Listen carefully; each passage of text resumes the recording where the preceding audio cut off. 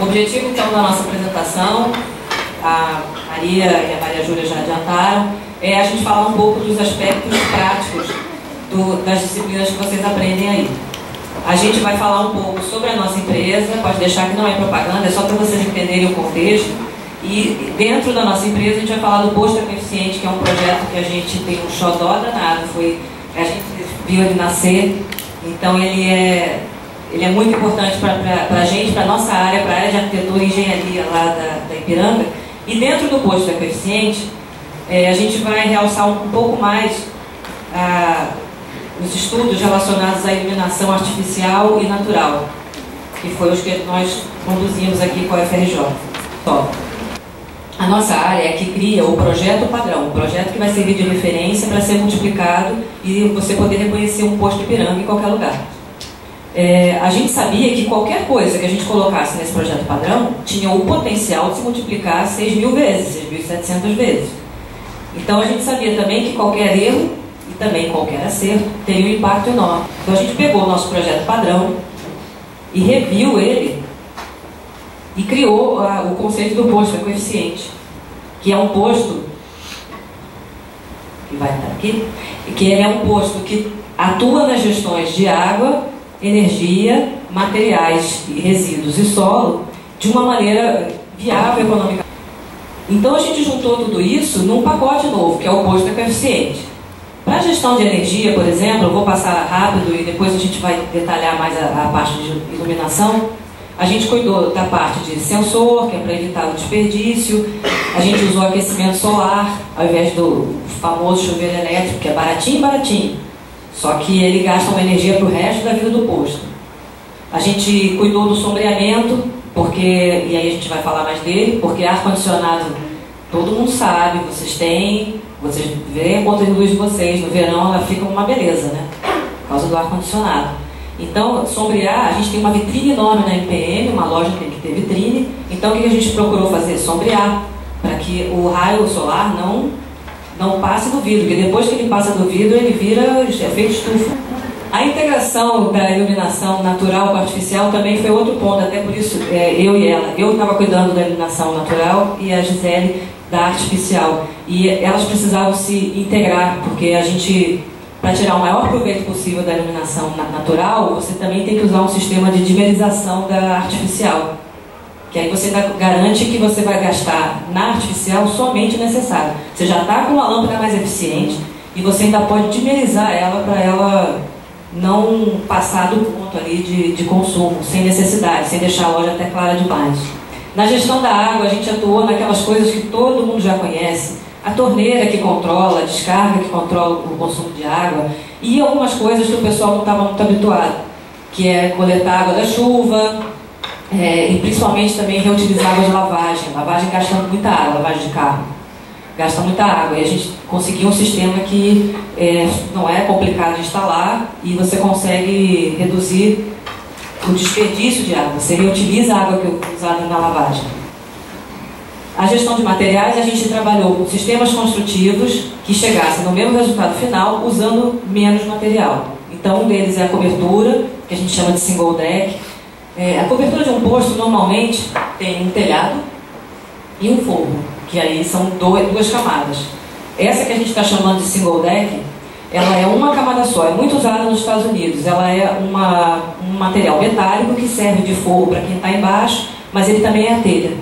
Então você, ao invés de ter duas camadas, tem uma, você usa menos material. Além disso, essa cobertura é aparafusável. Você pode até desmontar e remontar ela em outro posto. Então ela é reutilizável. É um dos princípios importantes, né, para a ecoeficiência, você poder reutilizar materiais. A gente, para construir o posto, usa o sistema de construção seca. No momento, a principal é o steel frame.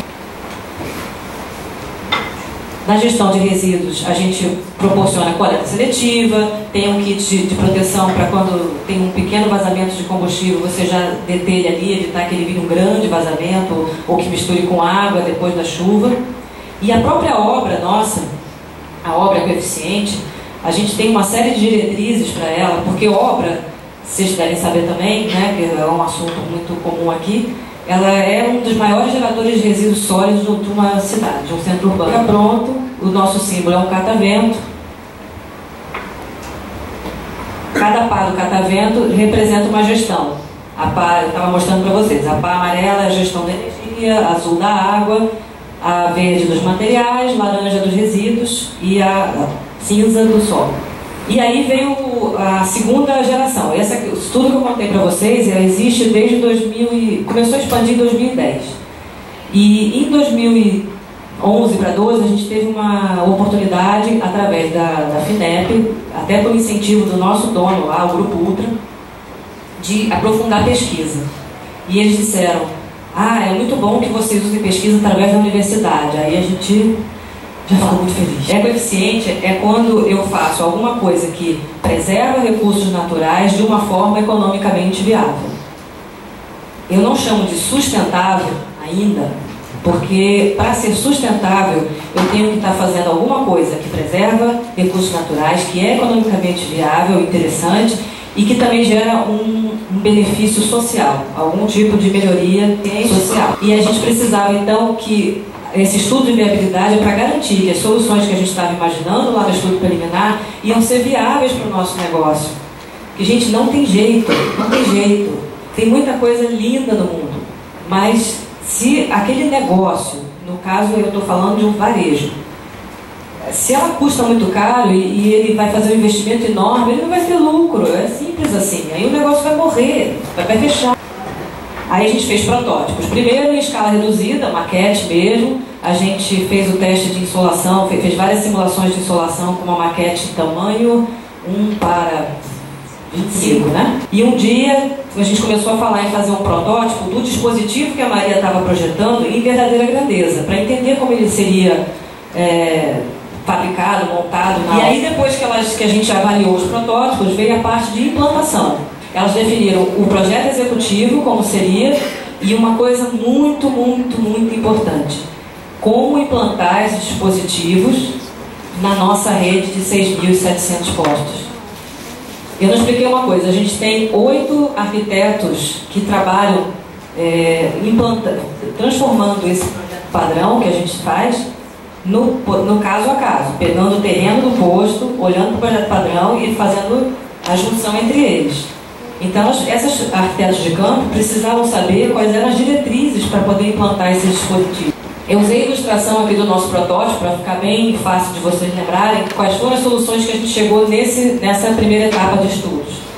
No brise com marquise, que proporcionaria um maior sombreamento em relação àquele que eu mostrei antes. Mostrei rapidamente até, mas a gente viu o seguinte: para poder proporcionar mais economia de ar-condicionado, a gente tem que sombrear mais. Então a gente propôs uma marquise. Ela é mais cara do que o anterior, mas dentro de um equilíbrio. A gente tem que sempre olhar isso.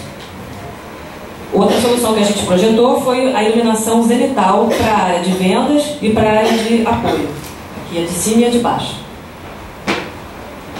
E outros itens foram outras fontes que a gente podia ter de luz natural, porque nem sempre eu tenho uma loja com um telhado totalmente liberado. É comum eu ter um segundo pavimento. Então, às vezes, a gente precisa ter outras fontes de luz. A gente previu essas janelinhas altas aqui, com prateleira de luz, que era outra fissura minha, que eu estava louca para usar há um tempão. Não é fácil. E para o escritório, que é uma área de retaguarda do posto, não é uma área onde o consumidor vai, mas eu precisava também cuidar disso, porque escritório, eles se sentem muito vulneráveis, porque eles contam dinheiro, fazem algumas operações ali que eles não querem que fique ninguém manjando, então eles se fecham muito e acabam usando iluminação artificial o dia inteiro. E a gente queria incentivar ele a si mesmo, ele vai se sentir protegido, porque o brise acaba funcionando como uma grade também, mas que ele use um pouco mais a luz natural. Então a gente fez essa combinação entre brise e prateleira de luz com a janela alta.